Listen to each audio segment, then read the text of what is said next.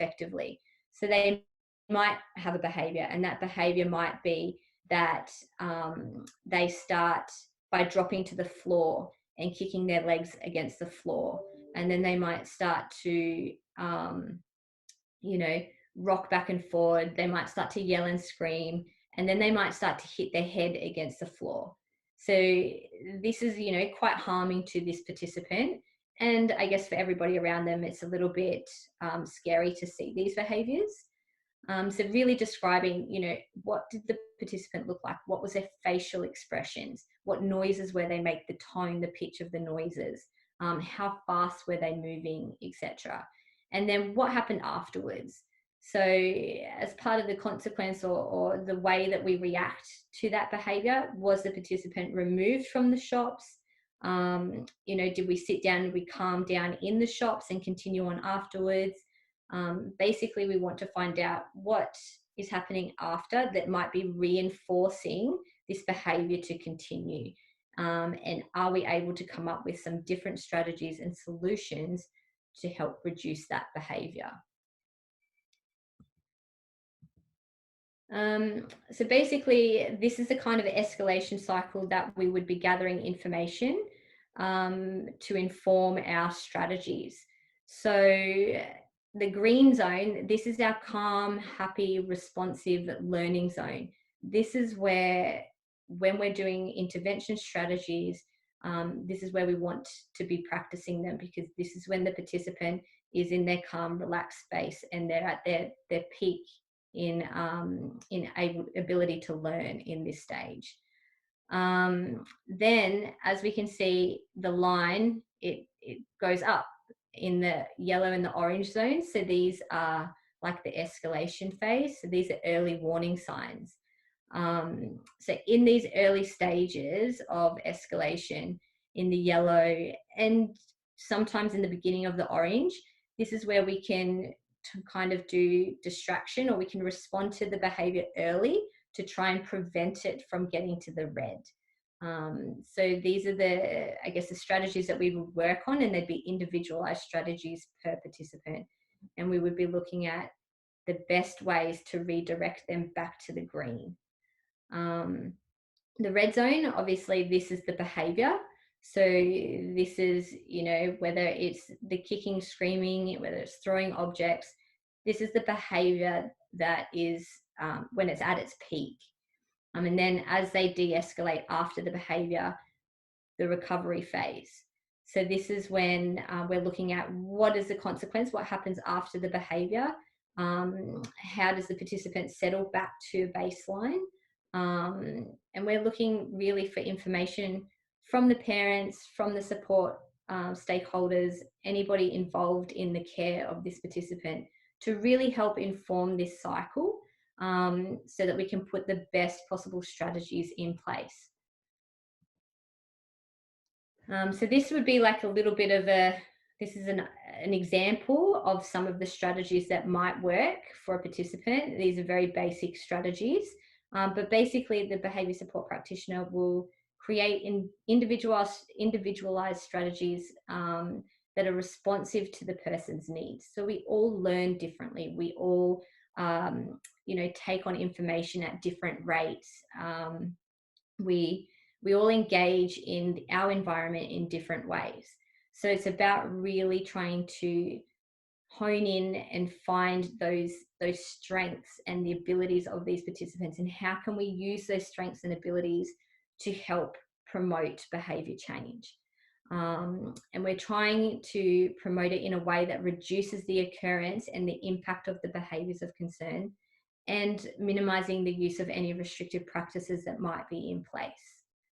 So you can see here in this example that you've got your zones, the green, orange and red, and what the participant might be feeling in those zones.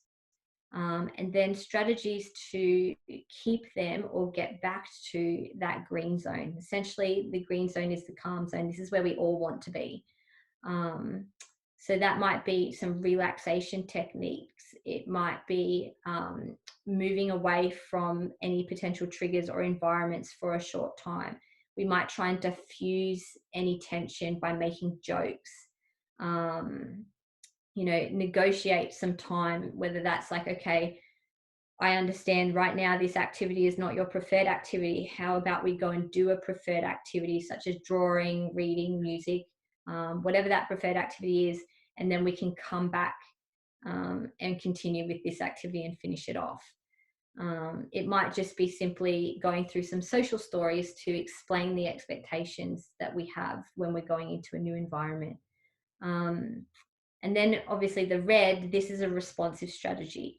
So in the instant that the participant is feeling any of these feelings, or they're presenting with any of the behaviors, there are some responsive strategies that we might be able to put in place, such as backing off, giving them some time and stuff to calm down themselves.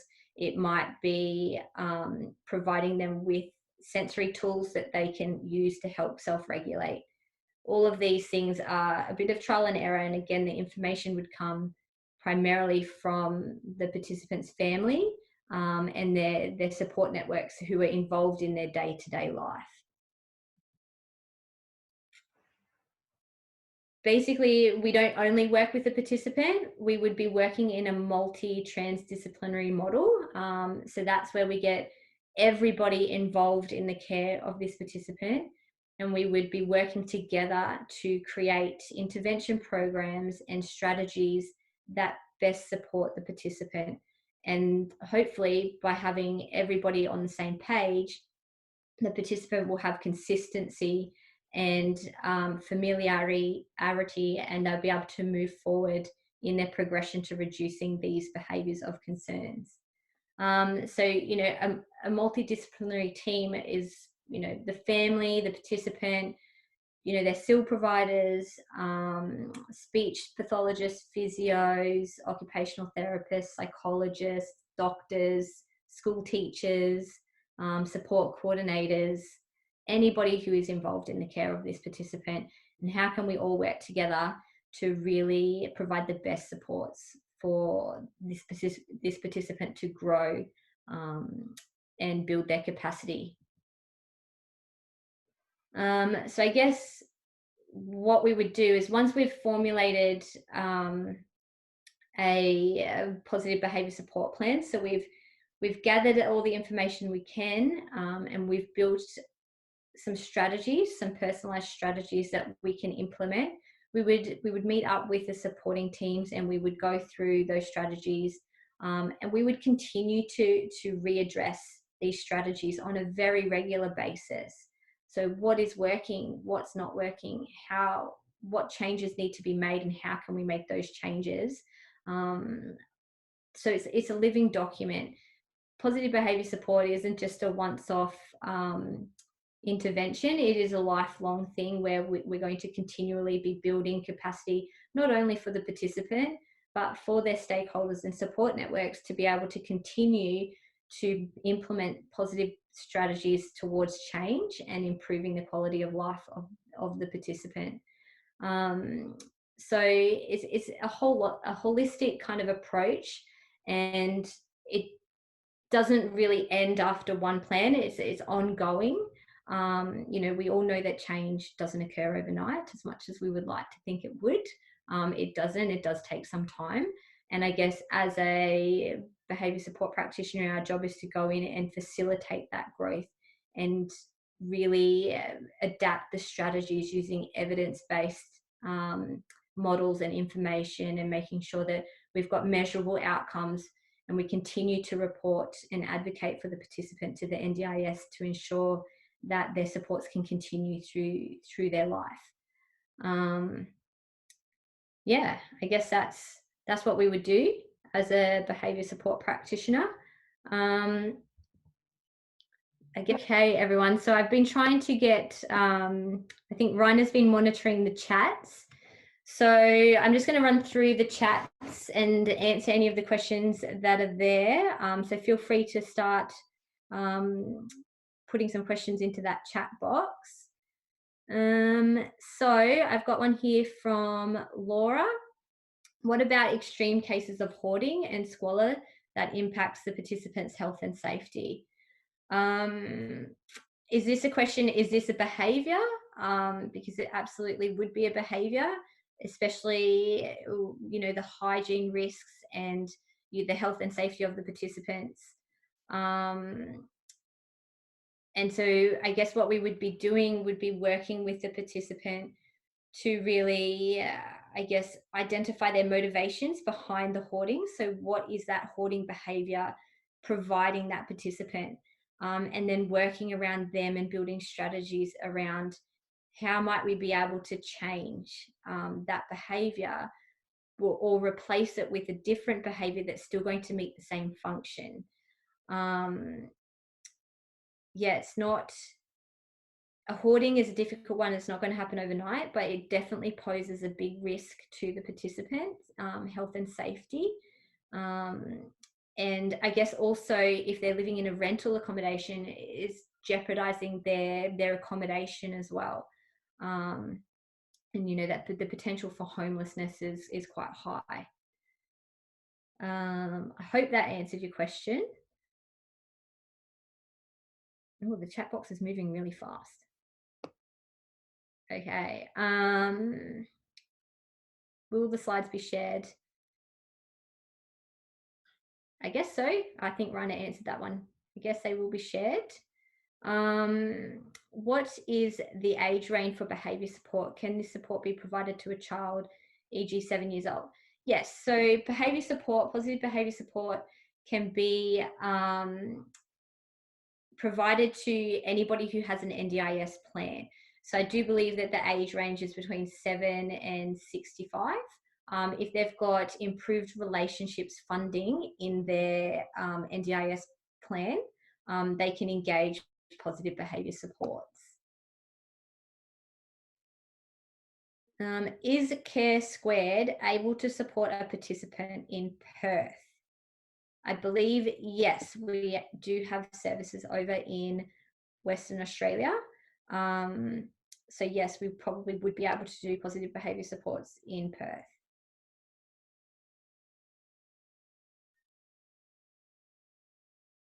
Laura, would a positive behaviour support be suitable for them? Yes, I do believe that this participant with hoarding tendencies would benefit from a behaviour support plan.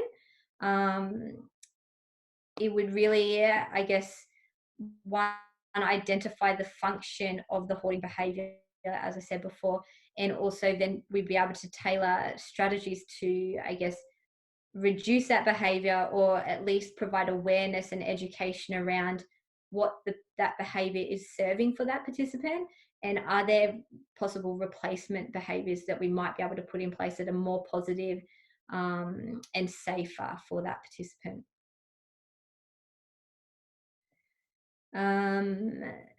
Where will behaviour support practitioners sit with restrictive practice in terms of endorsement and reviewing, where RP are needed and warranted, that is?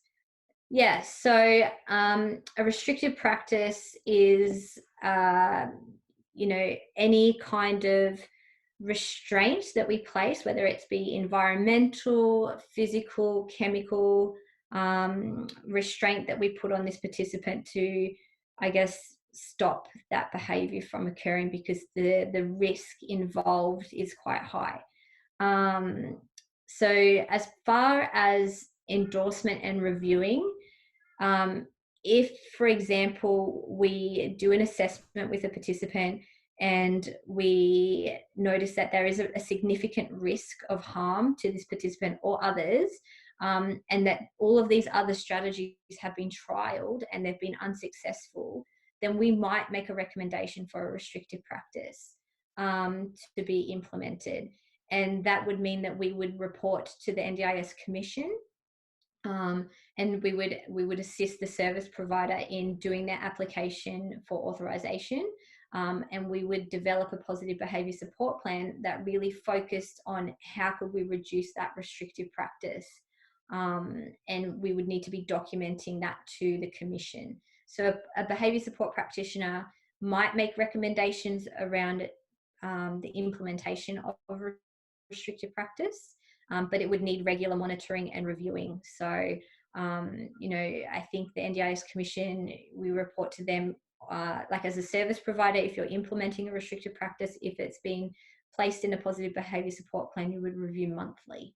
And we would then review the positive behavior support plan every 12 months.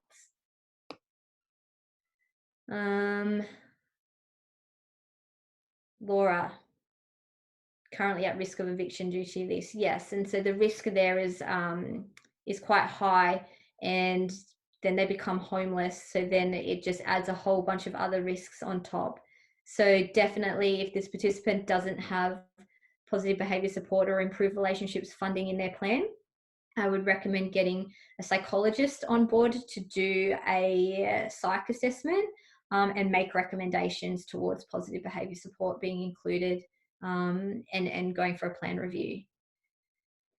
Rebecca Ryan, so theft from stores is something we are encountering, sometimes small scale, sometimes large scale, like an entire shopping trolley. This is an issue for ruling out places he can go, and the stigma and social issues it caused for him in the community. So absolutely, this is a behavior. I mean, shopping is something that we all have to do. We need to go to the store and buy our food and personal items. So again, we would be needing to sit down with the participant and really trying to work out what is the stealing behavior serving the participant. So what is the participant getting out of this? And is there a way that we can put a replacement behavior in that meets that same need, but is more socially acceptable and safer for him? He's at an extremely, with shoplifting, at an extremely high risk of incarceration or, involvement with law enforcement. So definitely for theft would classify, I think, as a behavior. A little more in depth would be appreciated. What strategies may be suggested for hoarders? So this question for strategies and stuff like that might be something that we could do outside of this panel, just because it is quite specialized. And again, not one strategy fits all. Each participant, as said, they're individuals, and the hoarding behavior itself might be meeting or serving a different function for each individual participant. So be really looking at that participant in particular and what that hoarding behavior is doing for that participant. Yeah.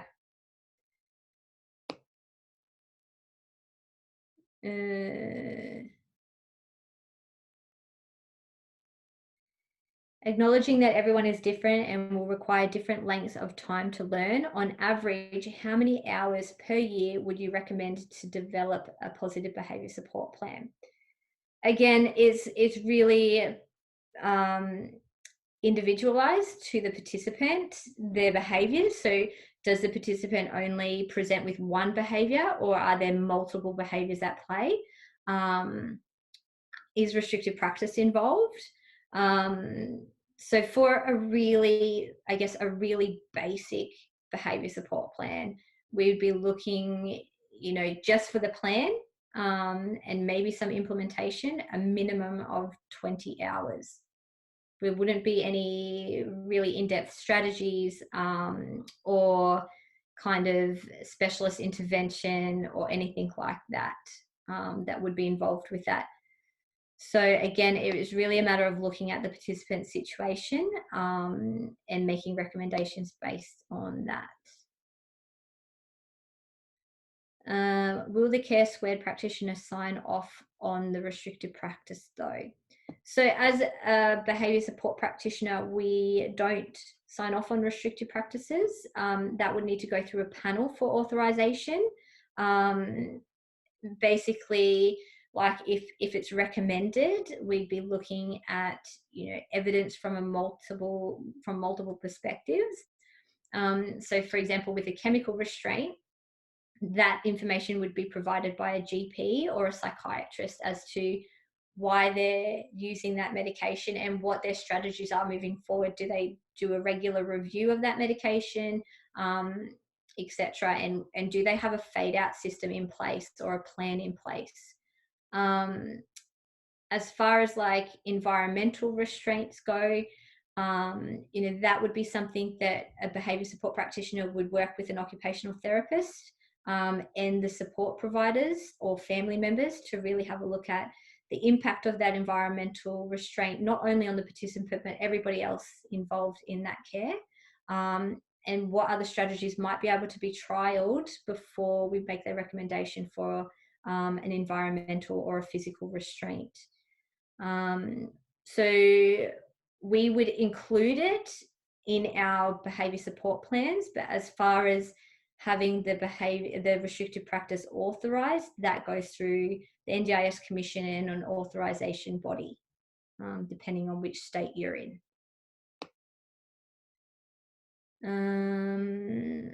Sevilla, how can you get behavioural intervention support funded in participants' NDIS plans? So this is, I guess, NDIS is they're an insurance agency, as we all know.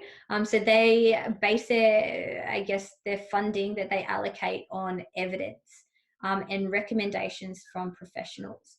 So if a participant needs some specialised behavioural interventions, and they've got behaviour management included, so they get funding for the development of a plan, but we deem that they need some more specialised interventions, we would put that in our functional behavioural assessment report.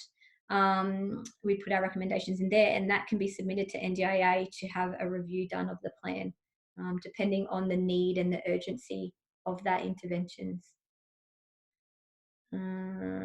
Rebecca Ryan, do you have ideas around jumpsuits to reduce a woman accessing her incontinence aids? She has a diagnosis of pica, and the fade of this is very difficult as it has been there for years. Yep.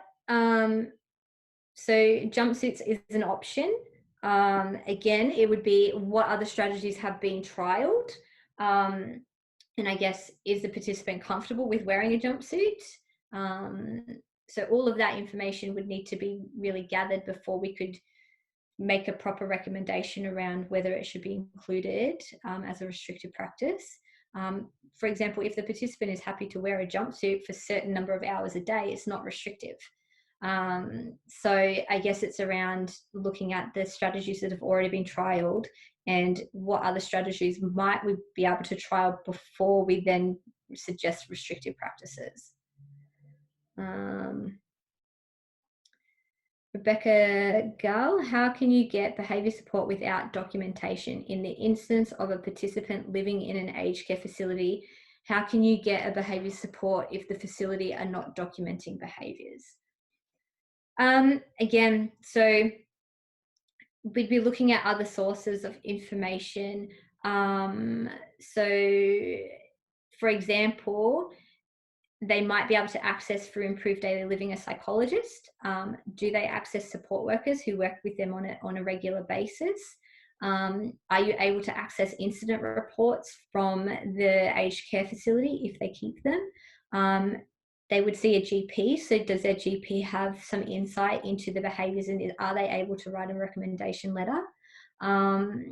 So really, I guess, trying to get positive behaviour support included in an NDIS plan doesn't necessarily need to come from a behaviour support practitioner. The evidence can come from a range of different sources, and we really need to identify how are those behaviours impacting on the safety of that participant or the people around them, or how is it limiting their access to everyday normal activities and services and facilities. And that could be, that's, a letter from the GP, a support letter from the support workers that work daily with this participant. What is their weekly routine like? Are they stuck in that aged care facility, and do they get to go out into the community? So gathering all of that evidence could help support behaviour support being included in an NDIS plan. Hope that answers your question. I think that's all the questions. Is there any other questions? Okay, so Amy, in what instance are the qualifications of the behaviour support practitioner important for a person-centred approach? For example, a clinical psychologist versus an occupational therapist for providing supports to a person. I guess when you're looking at the qualifications, you're also looking at experience, and you're looking at, I guess, a connection. So how well does that behavior support practitioner really fit in with the rest of the support network? Because what we're looking at is a holistic approach to the support.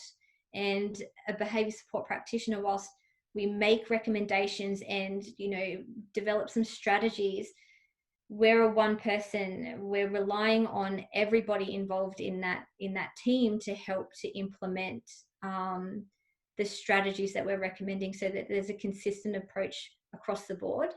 So I guess when you're looking for a person-centered approach, you're looking for a behavior support practitioner that is really creative with their strategies, and really listening to the wants and the needs of the participant and their support network, and really becoming a valuable member of that stakeholders team. So whether that that behavior support practitioner has an occupational background or a psychology background, it really depends on the needs of the participant and how the skill sets of those behavior support practitioners meet the needs of that participant, if that makes sense. So yes, I just did get a phone call from Rainer. There are some questions in the Q&A section, so I'm just jumping over there to have a look.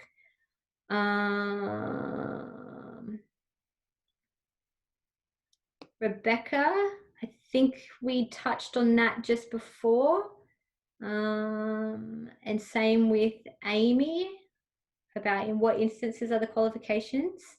Again, like as I said just before, I think it's really important to, I guess, get to know the practitioner's strengths, and I guess how they can become part of the team and work. What can they bring to the team to help everybody involved implement these strategies and help support this participant?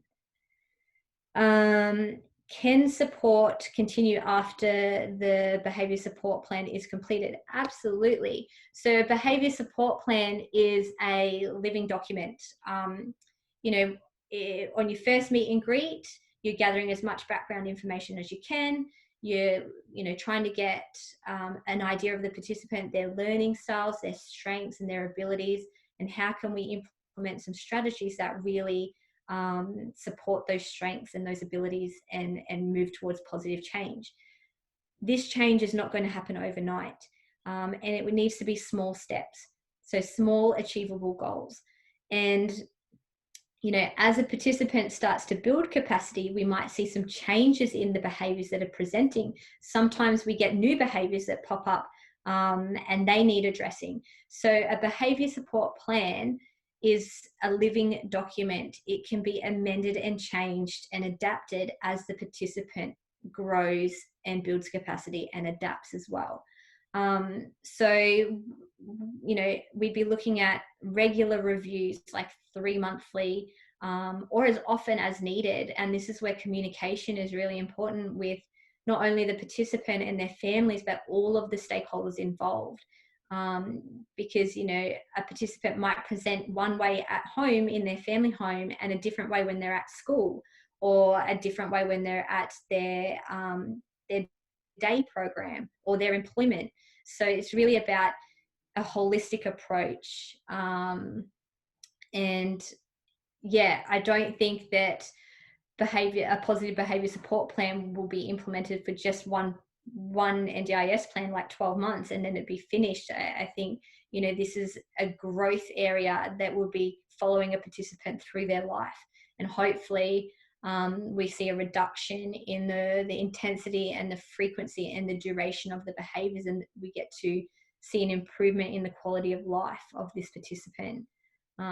So yeah, I would say that it should definitely continue after the behaviour support plan has been developed, for sure. Amy Cook, with grief and loss, for example.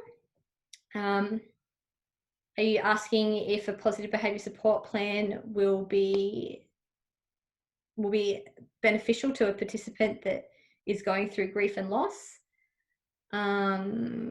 Yes, it could be. Again, it's around establishing a safe environment, a structured routine, and helping the participant to build their capacity in identifying their emotions and developing positive, I guess, coping strategies, and navigate their way through those different emotions with grief and loss, and understanding that a participant, again, we all process information differently, and we all, I guess, express our emotions differently. So it's about how we're really trying to support the participant to acknowledge their emotions and express them in a way that is safe. Yeah, hope that answers that question. Bridie, what is your opinion about participants changing behaviour organisations? Again, it's a participant's choice. I believe that, you know, if a participant is not comfortable with their current positive behaviour support practitioner, that there should be some open communication to resolve some conflicts, or you know, assert their wants and needs. But definitely, if it's not a relationship that is working, you know, the participant has choice and control to be able to change organizations and to get a new behavior support practitioner. That is, you know, that's well within their rights as a person to have that choice and control over who they're accessing. You know, I guess it's like when you go to an occupational therapist or a psychologist, if the connection and the communication is not there, then you go and you would find someone else. But really, it's about how can the behaviour support practitioner and the participant, their family and stakeholders work the best together, and communication is the key to all of that. And then Bridie, you've asked again, can you implement someone else's strategies? Yeah, I mean, if strategies, so I guess we're not there to change things that are not broken. So if strategies are being implemented and they're working, then we wouldn't change those. We might make some tweaks and adaptations as the participant grows. We might come in with different creative ideas, but definitely if something is working, and then we don't need to change what's already working. We want to work with that and build upon that. Yeah. And I guess, like, when you're asking about someone else's strategies, when we're building strategies, we're basing our strategies on the information and the knowledge and the experience of the participant and everybody involved in their support care. So it is really not just one person's ideas, it's everybody's ideas, and we're trying to put them together to best support the participant. Bridie again, do you think working with an occupational therapist and a speech for complex participants is helpful? Absolutely. There are, I mean, we know that there are some really complex situations out there that participants are living with. And the bigger the team, or the more support networks that they have, the more access they have to different resources, different interventions. And what we would try and do is, if they're engaging an occupational therapist and a speech therapist, we would really be trying to hold regular collaboration meetings, and making sure that we're all on the same page, we're all working towards the same goals, that our interventions aren't overlapping, that we're complementing each other. So for example, if an occupational therapist was on board and they were working with a participant around sensory needs, then, I'd be making sure that those sensory needs were in line with what our intervention, our strategies were. And I might make recommendations, and the occupational therapist might make recommendations to change some of the strategies in the behavior support plan. And same with the speech. So a lot of behaviors, because the participant is unable to communicate their wants and needs to a level that is understood. So I guess having a speech therapist on board, they have the training and the knowledge and the experience in implementing strategies to best help that participant meet those communication needs. And so it's about, okay, the speech pathologist can help develop, if that's pictorial cards, the introduction of assistive technologies, those kinds of things. We would implement those into the strategies to make sure that the training is not only for the participant, but across the board for all of their stakeholders, so that we all know how to communicate and use these applications to help support the participant the best. What do you recommend when a participant chooses to stop engaging with the behaviour org and changes? Would you take off where the last behaviour specialist left?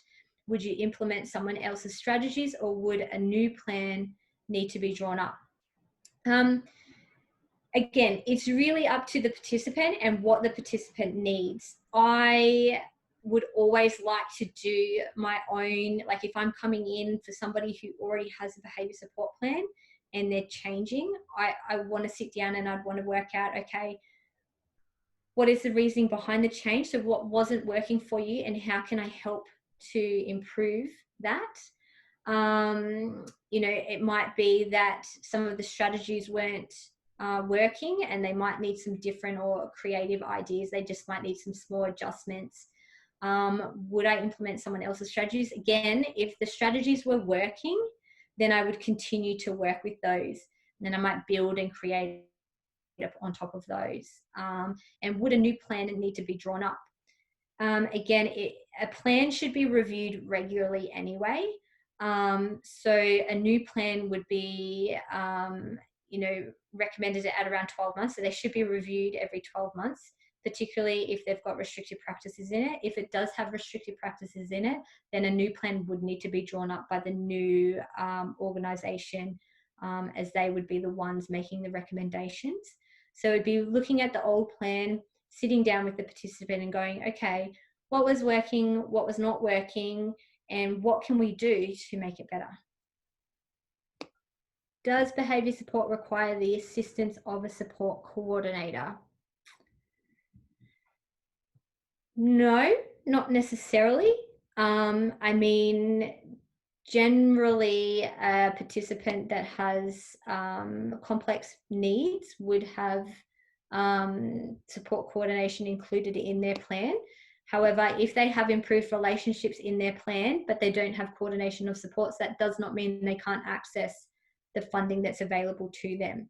So if a participant is self-managed or doesn't have a support coordinator but just has a local area coordinator, they can still access positive behaviour support, absolutely. So Rebecca, we have a lot of people with restrictive practices and no funding, even after reviews, still no funding applied. What would you suggest? I would, so I'm assuming that these restrictive practices have probably not been authorised as of yet if they've got no funding, in which case you do a reportable incident with the NDIS Safeguarding Commission and really escalate it through the Safeguarding Commission. They should be able to follow up and ensure that funding is included in a plan review for that participant. Okay, so I guess for Rebecca, they are authorised as we offer in-kind behaviour support plans, however, no funding. So I guess NDIS looks at it as who is implementing those restrictive practices, and if they're not NDIS support, then they wouldn't deem it as restrictive. I would still be contacting the Safeguarding Commission and really having a discussion with them about moving forward with positive behaviour support included in their NDIS plan. So if you do have any questions that haven't been answered today, please feel free to send an email through to Care Squared, and we'll try and address those questions for you. And thank you so much for taking the time today to jump on this webinar and listen. I hope you and we gave you some insightful information around positive behaviour support and the role of a behaviour support practitioner. So thank you very much, and I look forward to engaging with you guys all in the future.